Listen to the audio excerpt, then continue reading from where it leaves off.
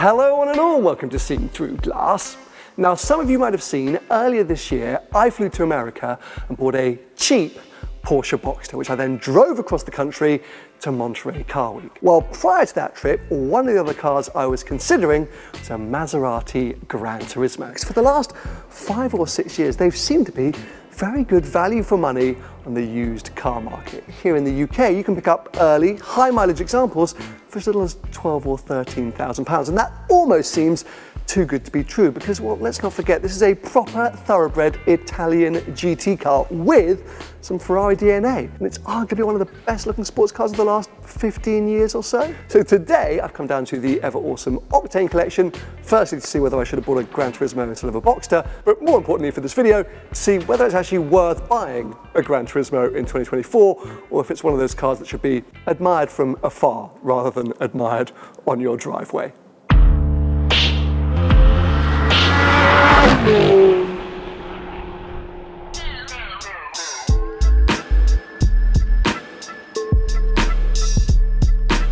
Now I'm sure you noticed in the background of my intro there are some incredible cars here at the Octane collection at the moment, so I thought I should point a few out before we then hone in on the GranTurismo. So yeah, just kick-starting to the left, we've got a Singer 911, we've got a Carrera GT, an LFA, and then come and check this out.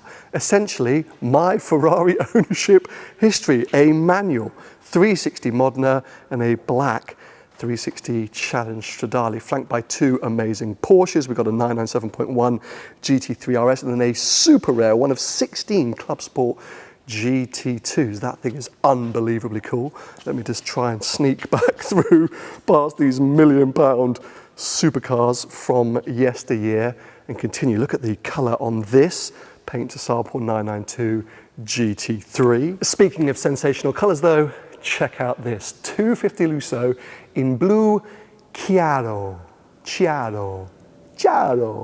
I'm really sorry to my Italian viewers for butchering that pronunciation, but it is a stunning sea/light bluish colour. It's believed to be, I think, the last right-hand drive model ever made. It's a super rare example, but it is stunningly beautiful. And of course, very recently I drove that LaFerrari and 599 Essay Aperto and declared that I do need another Ferrari in my life. Boy, I wish it could be something like that. Yeah, definitely gonna have to make a whole load more YouTube videos to get to that level, but oh, it just ticks so many boxes for me. I used to own one of these Abarth 695 Biposto record editions, one of my favourite cars. These little things are hilarious. You never see them. They're super rare, sort of still kind of collector items. They hold their value fairly well. It's such an aggressive little thing, just a two-seater roll cage in the back, carbon fibre ever, Ferrari paint. Oh, I do miss this little car. It was just an absolute blast. It is quite firm for UK roads, so you've got to be kind of slightly into the whole vibe to use this regularly, but as a toy, as a weekend blast, it is amazing. So cool to see that down here. I could probably do a whole video on the cars currently in this showroom, but we have to turn our attention back to the Maserati before we do that. One last thing to show you. Yeah, that, you probably already noticed it. A Lamborghini Sesto Elemento, one of 20 in the world. I mean, it belongs in a museum, doesn't it? But there it is. It's actually wild to see, but yeah, maybe we'll save that for another occasion. Let's focus on the GranTurismo.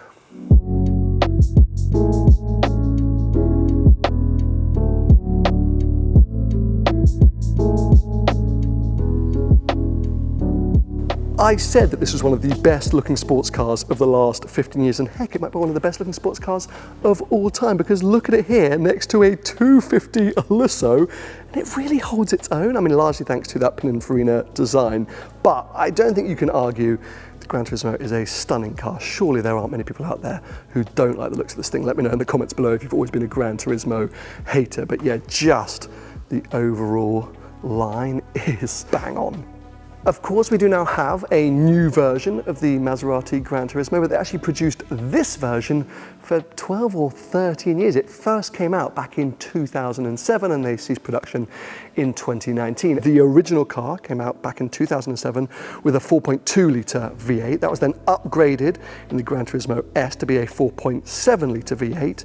There was the MC Stradale, something we probably need to touch on in this video because maybe that's the sort of collector's car. And then there was this, which I think is potentially the one you want to look at if you're considering a sort of, you know, a used GranTurismo bargain. The GranTurismo Sport, this thing had around 450 horsepower from that 4.7 litre V8, which is so closely linked with Ferrari. We've seen versions of this engine using things like the 430, the 458, the California.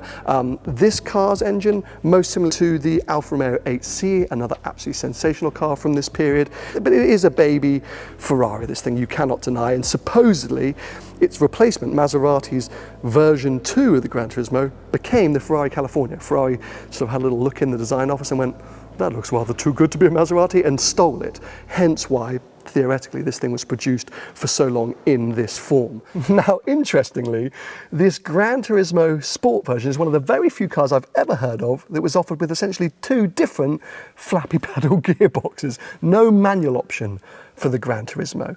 I think as standard for this car, you got a ZF 6-speed automatic, but then there was an optional MC Shift flappy paddle sort of automated manual. Essentially, it was the F1 flappy paddle gearbox out of the Ferrari F430. Of course, had a bit more aggression, snappier gear shifts, etc. But in hindsight, firstly, you burn through the clutch a bit quicker. If you're using this car just for daily errands, if you're going to be sitting in traffic, moving slow around town, supposedly this ZF gearbox is the one to have. The shifts are fairly seamless, it hasn't aged as the MC Shift system has, and as I mentioned, maintenance and kind of reliability, it's the one to have. But yeah, I just find it funny that there were those two options that both came with these big old shifters. Now, it's worth mentioning actually that those two gearboxes did actually affect the weight distribution of this car and how it drove, because as you can see, the front of this engine is bang in line with the center of the front wheels. And if you went with the ZF gearbox, you've got kind of 50-50 weight distribution. But if you went with that MC Shift system, it's a transaxle layout and it shifted the weight rear ever so slightly. So I guess it depends on your driving style. But again, I think another reason why this setup, this kind of specification just makes sense. But I guess let's go out on the road and find out if it actually makes sense from behind the wheel.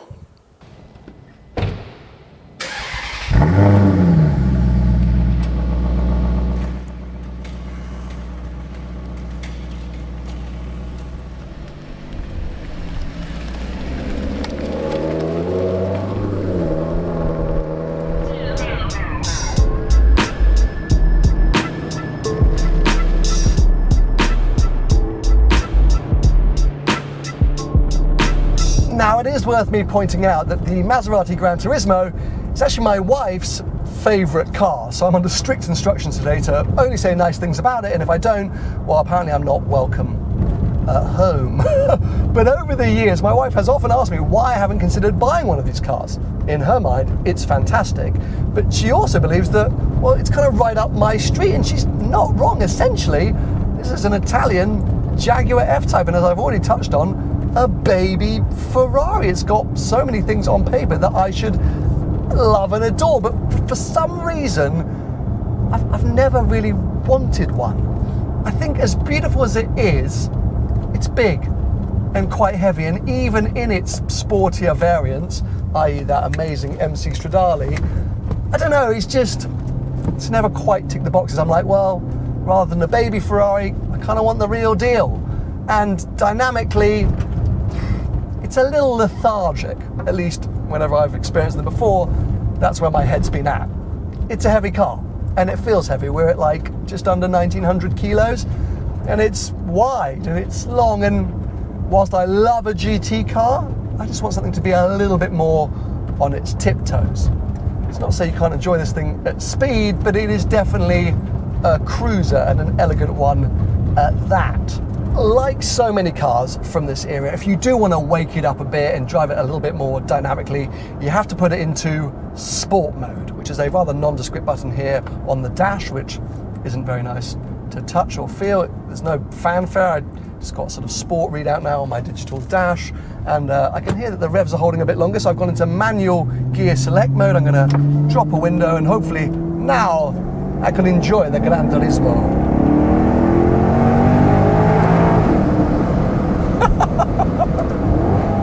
I mean,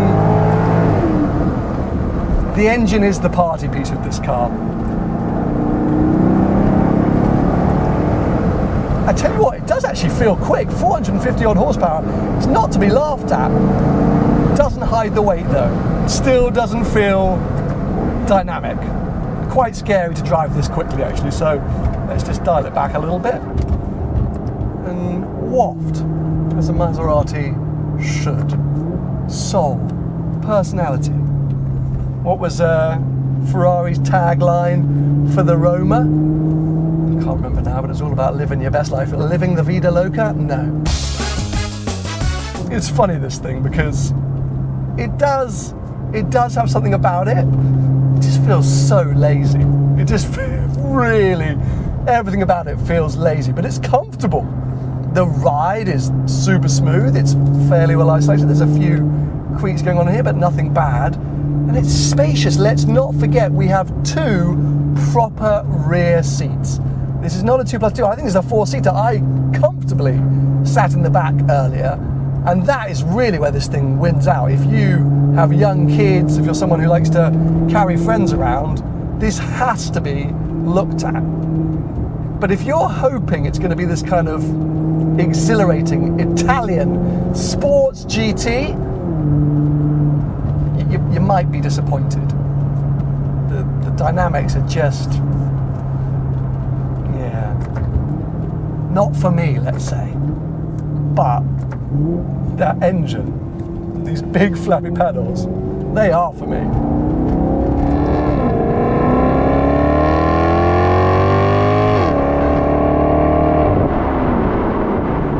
I did promise my wife I was going to say nice things though, so let's give this car the benefit of the doubt and assume you weren't thinking of it as a sports GT. Instead, you wanted a cool daily beater that you could waft around in and that would potentially make you feel better about your life, because what's that quote that everyone overuses? Life's too short to drive boring cars, so hey, drive a GranTurismo instead. You know what? Fair play, yeah. I mean, I guess it kind of makes sense. I mean, my wife wouldn't care less about how this car performed dynamically. She might hit sport mode if I made her, but she's never going to be on the manual gear. She would just waft along to pick up our daughter from nursery, and as I mentioned, with those big old rear seats, you could do that easily, and wherever she went, she would just feel, yeah, cool. It does still win on a kind of emotional level, but these GranTurismo Sport versions, which I do think are the best ones to drive for what I just mentioned as daily beaters, well, you're looking at 30 or 35 grand depending on condition and mileage, and despite the fact I mentioned these things are fairly reliable, you do want to ensure it has been well maintained. I think servicing every couple of years is probably going to cost a couple of grand, but it's worth doing yearly checkups and maintenance. And if you're looking at a car, you do want one that's been to specialists, because they've dropped in value. Some people are trying to do work themselves or skipping important jobs. Yeah, that doesn't want to be overlooked. And if you're looking at paying 30 or 35 grand, well then I think we need to discuss a few other things first. Firstly, let's just retouch on reliability once again. When I was considering one of these cars for my big cross-American road trip, I briefly spoke to Aldous at AV Engineering, who used to maintain my 360 Modena, now looks after my Cian Stradale. They do a lot of work on Maseratis and Maseratis of this era because they shared so many components with Ferraris. He said his biggest concern was actually rust and corrosion. These cars are very susceptible to rust and corrosion, especially UK cars that might have been left out in the rain, not as well maintained as this example. Yeah, you've got to really check for that. He said otherwise, probably wouldn't be in that bad shape. And I'm going to use the Piston Heads buyer's guide here, so shout out Piston Heads, because they kind of say the same thing. There's not a lot to look for. Look for oil leaks in the front engine covers, and check the service history, as we've already discussed. They mentioned that MC shift gearbox can wear out the clutch quickly in town driving. The exhaust bypass valve apparently can fail. That's quite common. Only about £250 to fix. But if I'm honest, if it fails open, not a bad thing. Mentions the carbon ceramic disc, which I think were only available on the MC Stradale. They're 12 grand to replace, so watch out for those. You will get through tyres pretty quickly, and they can be quite expensive because they're quite big sizes. Apart from that, just a few little electronic gremlins. This was the sort of dawn of cars having so many electronic systems, so you're going to get things going wrong that need to be checked over, but in the grand scheme of things. Sticky buttons. This car has still got, or still plagued by, the Italian sticky buttons, and yeah, everything you touch feels a little sticky, so that might be a bit of an investment at some point. But apart from that, it's not really the running cost, the reliability of this car that I think creates a problem. It's more so the competition. Now, for the early cars at 15 or 20 grand, I actually don't think there is that much competition. Of course, there are other sporty cars at that price point, but not too many that offer you this kind of Italian heritage, this kind of exotic engine, this beautiful design, etc., etc. I can see the appeal at that price point. But at 35 odd grand as this car is, there are so many other options. I mean, you've got things like the Mercedes C63 AMG, hey, the Mercedes S63 AMG, Jaguar F-Type Rs, Lexus RCFs, etc., etc. I think a lot of those cars just represent better packages. When you think about it, it's the cars that this thing would have been competed with when new. And back then it couldn't really hold its own, so it still doesn't really hold its own now. So yeah, as I say, I think look low or look high, and focus in on the car that I've kind of been teasing throughout this video, the MC Stradale. A reminder, the MC Stradale was essentially the Challenge Stradale or the Scuderia / Speciale variant of the GranTurismo. It was supposed to be a road-going version of the MC Trofeo, which was the race car version of this thing. It wasn't quite that extreme, but the launch car did have 2 seats, no rear seats, a load of kind of mechanical upgrades, and supposedly the gearbox from a 599 GTO. I mean, that's pretty outrageous, isn't it? So if you kind of squint, you could see that car as a half-price 599. Or if you kind of are blind, you could say it's a tenth of the price 599 GTO. I mean, that is a bit mad, but if you were down the pub, you could say my car basically has the same gearbox as a 599 GTO, and you wouldn't actually be wrong. So that's pretty spectacular. And I think, you know, that car, it just makes sense. It's a bit of a collector's item. It represents the best version of what is an iconic car. I'm not going to knock that the GranTurismo will go on to be an iconic Maserati. Everything about it, the design, how long they made it for, how popular it was, etc., etc. So therefore, having the best version of it kind of just does make sense as someone who wants to drive it, and also as someone who might want to collect it. So yeah, I would push the boat out and go up to 50, 60 odd grand for one of those, or just not mess around and just get a dirt cheap one that's been relatively well maintained, even if it's got a lot of miles on the clock. It's just as, whilst this is the discerning buyer's choice in terms of model and spec, it's hard to justify unless you really love Maseratis like my wife does. And there are plenty of you out there that do, and you must be absolutely thrilled that these cars are now so relatively affordable. But despite the fact they are, still just not enough about them to make me want to spend my money.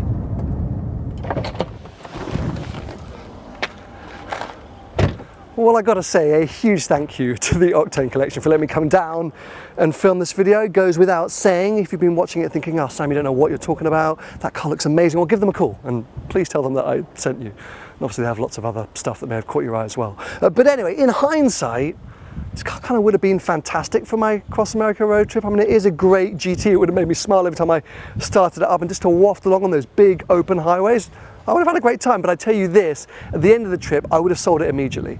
Unlike with the Boxster, where I've kept it for a bit longer to do a few more adventures. So yeah, they're great things, but for me, it's the pinnacle stuff that I really enjoy the most. Who knows though, this thing could end up on my driveway at some point, thanks to my wife. I just don't think it'll be me spending the cash. Maybe it'll be you though. So let me know in the comments below, do you stare at these things in the classifieds thinking, oh, maybe I could do it? Or do you kind of browse past on the used market? Anyway, give the video a thumbs up if you enjoyed it. Stay subscribed, plenty more videos to come.